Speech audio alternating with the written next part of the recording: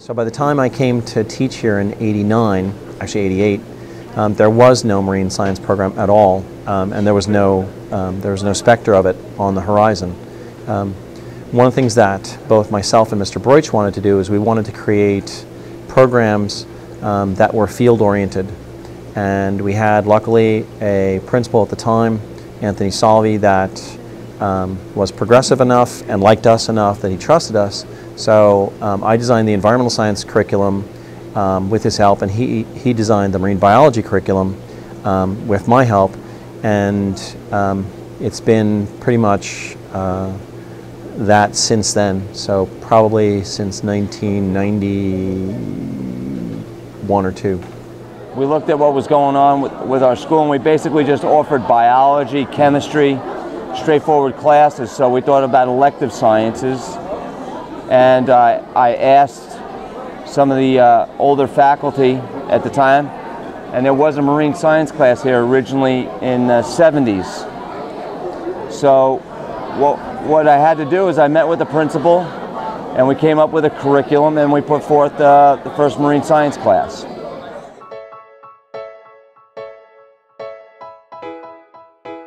Basic overview of the curriculum, we talked about physical oceanography, we talked about invertebrate zoology, we went into marine ecosystems. Kids learned about the physical aspects of seawater and interrelationships with the organisms, and they kept an artificial, system in the classroom. The curriculum spans from the basic techniques of keeping and housing organisms in a marine environment, and that's folded into physical oceanography because it has a lot to do with water and the oceans and the environments. We pretty quickly pick up the biological side of oceans, but all the while we're folding in things like water quality and different types of marine systems like salt marshes and of course local bay systems. And then we end up with a fairly large unit that goes all the way through the biological side of marine science, and really it encompasses most of the class, the idea that you're studying marine biology, and so this large unit of comparative anatomy ends with the vertebrates. But when I took over AP biology, they wanted me to have more time for teaching that class. So I would say about 4 or 5 years into teaching marine science, Mr. Comer took it over.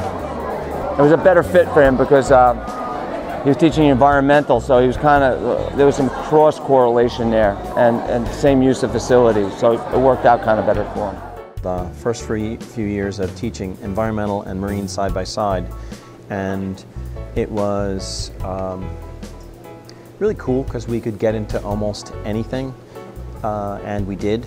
And it was also really cool because the field trips that we had designed, including the salt marsh trip, which was somewhat different then, and the tank projects, which grew out of the tank projects that I used to do with my general biology kids, were very well established. So it was kind of exciting because we kept pushing the envelope of what we could do within the building.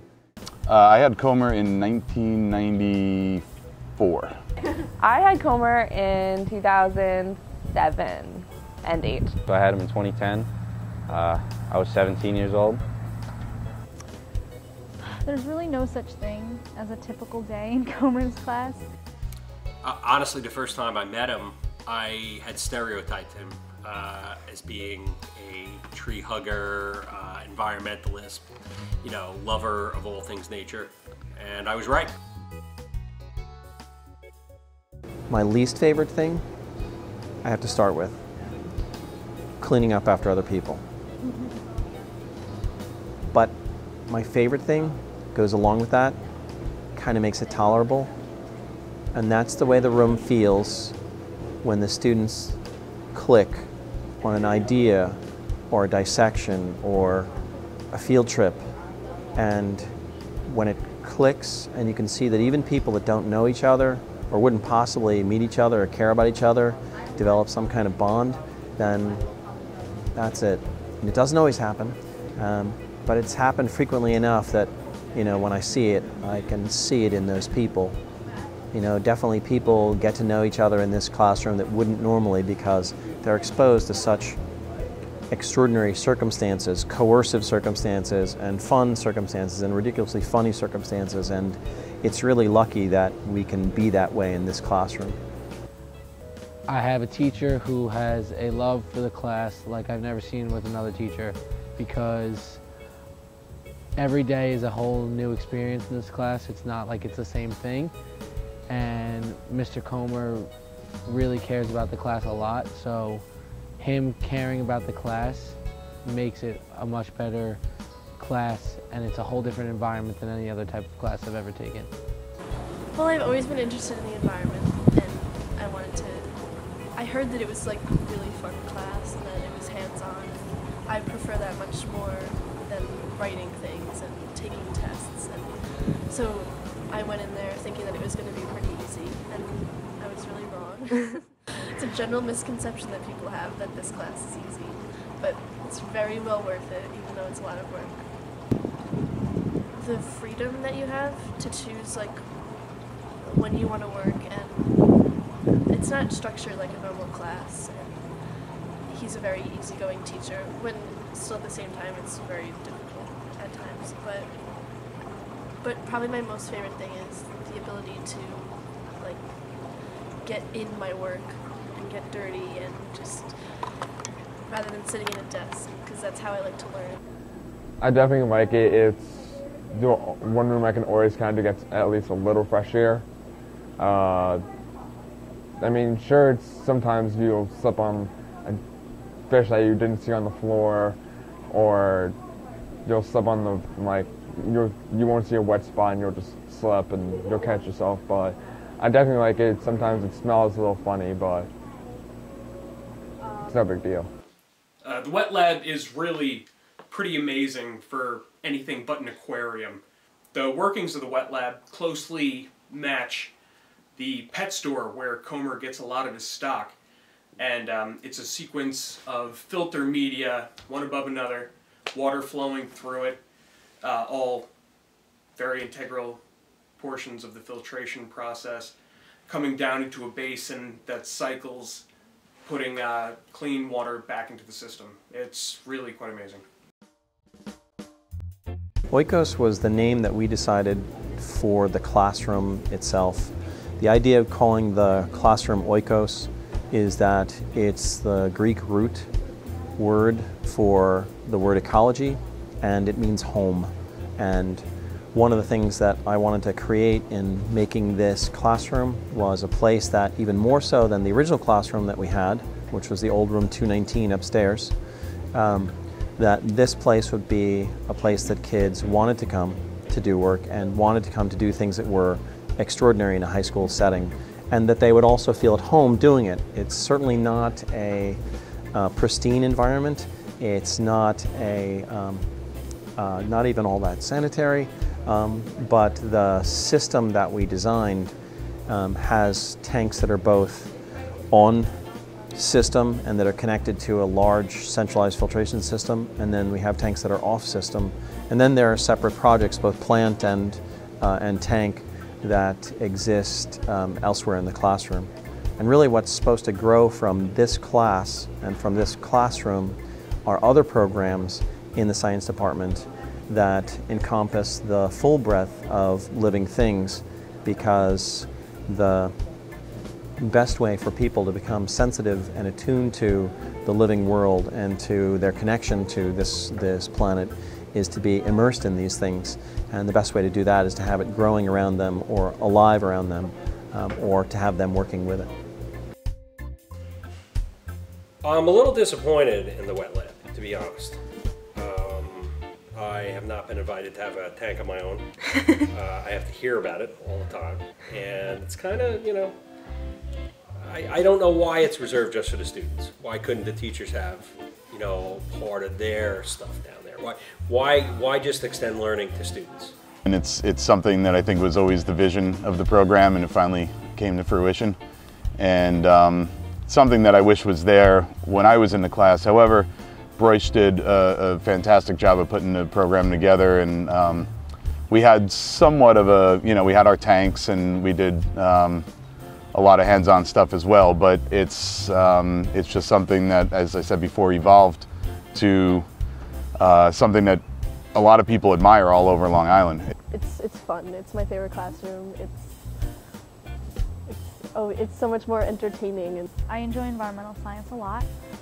It's definitely not what I expected, and I'm glad it is what it is, because on a time where I'm being particularly lazy, Comer makes me do a lot, which I'm thankful for, so I definitely am getting more than what I expected. It's a good program. I think it really provides opportunities that may not be available in a standard setting. It gives you hands-on opportunities to work with specimens and to explore the area that we have around here. One of the coolest stories that's not exactly from the beginning of the wet lab, but from the first couple of years, has to do with a mistake that I made. And it was a really big mistake, and I tell this story every year so that the students know that they can make mistakes and that everybody makes mistakes, but that sometimes good things come out of it. I left the fresh water running in the saltwater system over an entire weekend, and so I came in at 4 a.m. on Sunday morning when I realized what I had done, and the entire saltwater system was fresh. So we lost an entire system worth of organisms over the next several days, and there was no way to save the critters too. They were just too exposed. And it was devastating because I'd never been so negligent and killed so many things in such a, unfortunately mindless way. And I felt horrible because it was their projects. And when I told the kids, they understood how badly I felt.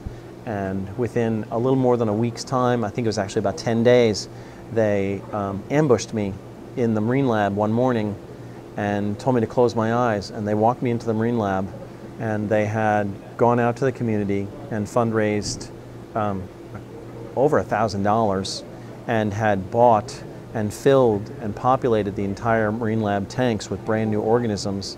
And it was a totally spontaneous thing that was organized by those kids. It was just extraordinary. And it was actually one of the 3 or so times that I've actually cried in the wet lab. One of my favorite memories of the class was, I don't remember his name, but it was a senior, and he had the simplest tank, the one with the eel in it, and that's all he had to do was feed the eel. Literally all he had to do. And it would just be a show. Every time he wanted to feed that thing, the whole class would gather around, he would put ridiculous sized fish in there, and we would all just watch him laugh at the eel eating this fish. Going to the Flanders March and marching all around in there and doing like the whole seining to get the specimens out of the water, I think that would be my favorite memory of that class. So I really enjoy the hands-on aspect and the field trips too, because the field trips, our last one we had to ask our own questions in order to be able to write the essay. So you're kind of expected to take charge of your own learning, which I think is my favorite part. I think one of my favorite memories in Comer's class was early on in the course. We were going out to collect some organisms for our new tanks, and it wasn't just standing on the side of the bay with a net. People were out swimming, and it was in the middle of September or the beginning of October. It was absolutely nuts, but it was all totally cool, and everybody had such a good time. I think that even as lazy as I was in high school, I think it would have been awesome to go into a class, have someone treat me like an adult, speak to me on an intellectual level, not talk to me like I was adult. There's something to be said for the style and the demeanor and the way that he carries himself in the program. And who doesn't like fish tanks? I think it's a really incredible opportunity for students to experience science more so than learn science. And in today's educational climate, that's pretty rare, and I think really, really important. It develops some skills that otherwise you wouldn't learn. Students are allowed to build things, design things, break down, and even cooler, just get dirty every once in a while, so that's a lot of fun. I have so many friends that I would not have had if I had never taken Marine, so I'm really happy about that. Comer really taught us how to almost take care of ourselves in a classroom setting at least. And you know, some people walked away with that knowledge and some people walked away just really angry and still no further in that. But I thought Comer did a good job. It gives a different experience. It's not a textbook class where you sit and read out of a textbook and review. You're taking part in your learning. If you're dissecting specimens, if you're cleaning the tanks, if you're feeding the specimens, if you're feeding the fish, if you're taking part in your learning and learning through the hands-on activity. I think if those classes weren't offered in the school, and I don't know what else I would have taken, but I think that it would have been a big detriment to advancing my careers and my and my love for the outdoors. So yeah, I'd really bring it all right back to those opportunities in high school and those classes. Yes, the class has really helped me steer my school and career choices. I am a recent graduate of Stony Brook School of Marine and Atmospheric Science as a Master in Marine Conservation and Policy, and it was really the spark that set me on the path to where I am now. And I am quite grateful to Westhampton and Mr. Comer for helping me figure out what I want to do with my life. I think that this class definitely furthered my love for the environment and respect, and definitely opened my eyes to what I'm going to do for the rest of my life. I can't picture myself doing anything else, and I think that the wet lab was and Comer were big influences in that. I walked away with just an overall more sense of respect for other people and just things and creatures, especially in the world, you know, because he taught us that, you know, no matter how small, you know, anything could be a living organism, and, you know, everything needs care, and, you know, to be able to work together and make things work and flow really well, a great deal of respect is required. And I've stayed in touch with Comer and his whole family, and so I'm glad that I made that connection with him and was able to meet him, because he's just an amazing person and an amazing teacher, and it was just a great experience to be able to have him as a teacher. Based on how harsh Comer is, will prepare me for any professors I might have that are particularly hard on me. Comer is relentless with this course load. You always have to do the work. If you miss it, you're always expected to take care of it, which is really helpful to know for college. And just because a teacher is particularly hard on you, doesn't mean you can't make friends with them. So, what do you hope the students walk away with from this class? Belonging. Belonging to each other to a certain extent. Belonging to the idea that education is a process that you have to be part of and that you have to belong to. The idea that you can learn stuff that's tough, but you don't have to think of it as work. Belonging to, I guess, as kooky as it sounds, the planet and the things that are on the planet.